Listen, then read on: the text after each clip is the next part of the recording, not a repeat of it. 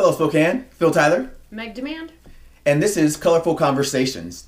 And this conversation is going to be one of those conversations that people today are really not willing to have. But it's one of those conversations that we, and when I say we, Meg more than me, are hit with a lot recently. And let me take you to where we're going for this, because this conversation is going to be about blackface.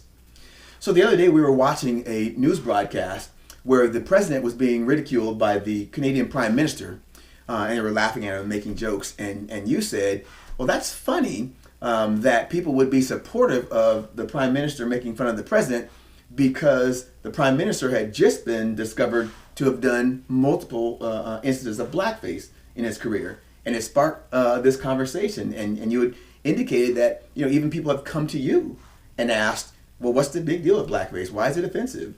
Mm-hmm. And I assume primarily because you're married to a black man. It is, and I'm hoping that's more for education than support. But I wanted to get this out there because I wanted to make sure that we got to talk about this. It's going to be a little sticky, and it's going to be, people are going to kind of sit up in their seats and go, what is the big deal? So I wanted you to define blackface and want to ask you a couple questions. So tell me, tell everybody out there what blackface is. So blackface is a performance that started in the mid 19th centuries. And it was where white performers would darken their face with polish or burnt cork, and they would depict black people in these horrifically negative stereotypes and caricatures. They'd often be in tattered and raggedy clothes. They would speak as if they were uneducated. Their behavior would be cowardly and lazy. In fact, and this is odd, where it's odd in that people wouldn't find it offensive today, because one of the most popular characters during that minstrel show time frame was the character named Jim Crow. Jim Crow, people of all names, one of the most horrific times that existed in America, save slavery for black people. So that's what blackface is. Mm-hmm. And the depiction of black people, it had large lips, right? But these performers, they don't even look like black people. Yeah. It was like an exaggeration to dehumanize. Absolutely. So when we're talking about blackface, you cannot talk about blackface without talking about Birth of a Nation. Right, Birth of a Nation, if for you out there that don't know it, and I assume that I hope that everyone would know it, was a film in 1915 that was so true in its racist and hatred of black people, and so true in its grotesquely heroic depiction of the Klan. Mm-hmm.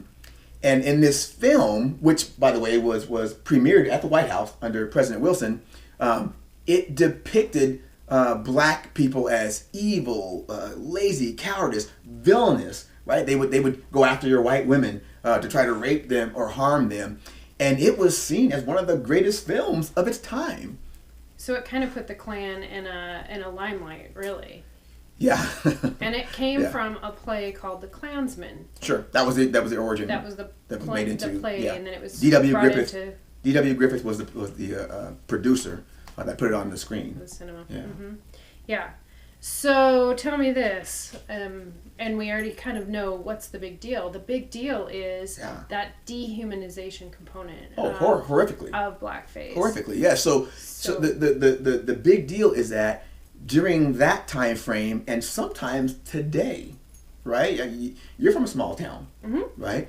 Sometimes the only depiction mm-hmm. of black people is what you see in cinema and in media.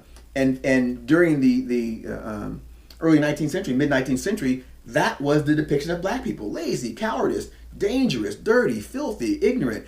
And so that framed a narrative where you could dehumanize someone. And when you dehumanize someone, you can fear and hate them. And then the horrific things happened over the course of time. And it still happens to this day, if that's your only image of black people. Right, and it carries on. So this was in the 1900s, right? Yeah. At 1915 is when this film came out.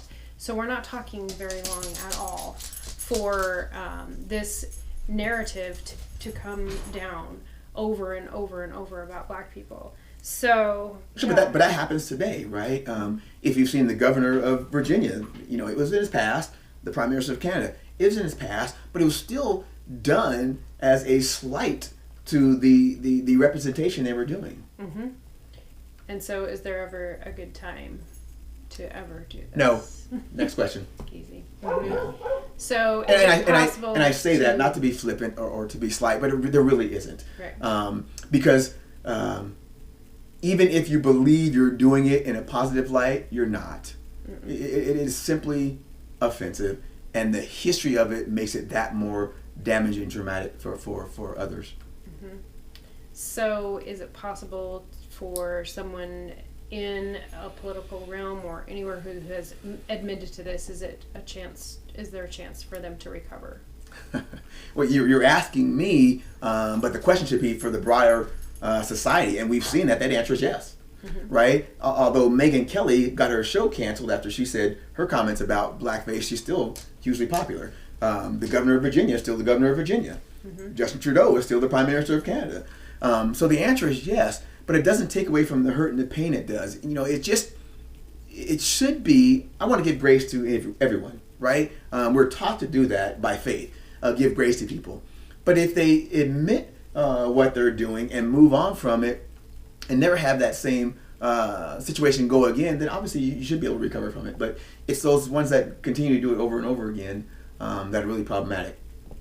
And I just want to focus in on what's the big deal, because I think it's a huge deal. I'm going to go back around to that one. Yeah, it is a big deal. And yeah, because what does it mean? I mean, it means a race of people who are brought down and really given this narrative that that absolutely does not depict a full race of people.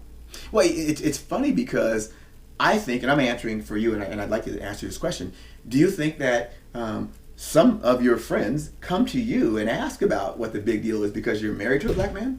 And then how does that make you feel? They do, and it's a fine line. I like that they come to me and ask me those questions, but obviously you and I have these conversations. I don't feel like it's fully my responsibility to educate people like that. I think that going straight to you is a great conversation, because I cannot speak for you or anybody, any black person, to tell what does that really mean for you. So it's a fine line, but it also is a fine line for white people. It is our responsibility to go and do the research. So I would encourage people, if you're interested in these conversations that we're having, it's time for you guys to go out and research. Google is present everywhere, and everybody can go out and find things. Well, I think everyone, black, white, Hispanic, Native American, they all should go out and do their research and learn really about the impact that it's had over time, right, over decades on black people because of this negative character. And again, we see it sometimes in the media today. It's not blackface, but it's simply the way black faces are portrayed, right? If you're only seeing the negative in the media, in social media, etc., sometimes that's the only touch or contact a white person would have. And so their mind is already set down a pathway that's negative, that falls along that stereotypical trope of what it is to be a black man or a black woman, angry black male, violent, criminal, gangster, thug. So it would behoove everyone to go out and do their research, really, and beyond research, beyond academia, is having those conversations. Right. Come invite someone that that may be a black male to talk about those things. I'm more than happy to engage in those conversations. Meg's more than happy to engage in those conversations. That's where true relationships can be built. Not in these one-off conversations, but in really building relationships around those kind of situations. That's why we do these conversations. That's why we invite you in. We encourage you to interact with us on our Facebook page, YouTube. On YouTube, right? Subscribe and like our channel. And we love to have these conversations. I mean, I think this was educational for that conversation we had with those individuals when we talked about this. So. Yeah. All right. Well, thank you so much for joining us today. So I'm Meg Demand, a white woman. I'm Phil Tyler, a black man, and we'll talk to you next time on Colorful Conversations.